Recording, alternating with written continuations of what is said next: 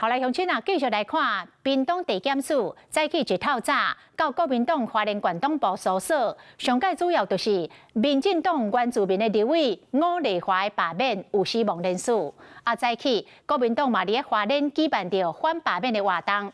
国民党花莲县党部的主委是配合着调查了后，才赶到现场去参加。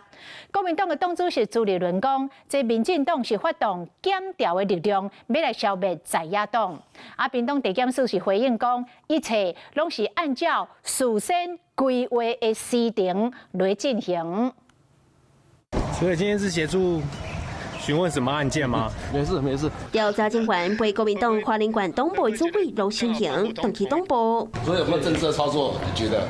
谢谢。屏东地检署指挥屏东县调查站，今日早起7点半就来到花莲县党部。主要的原因就是要调查民进党籍原住民立委吴丽华第一阶段死亡的人数案。屏东地检署指挥侦办这件案件已经有一段时间。5月15日，领衔人张凤石佮洪基亚检见。6月25日，调查局北宜站约谈国民党组发会副主委王碧云，甲原住民委员会专委李德全。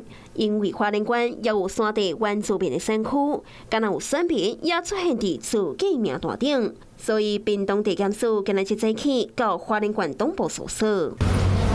检调超至10点外结束搜索。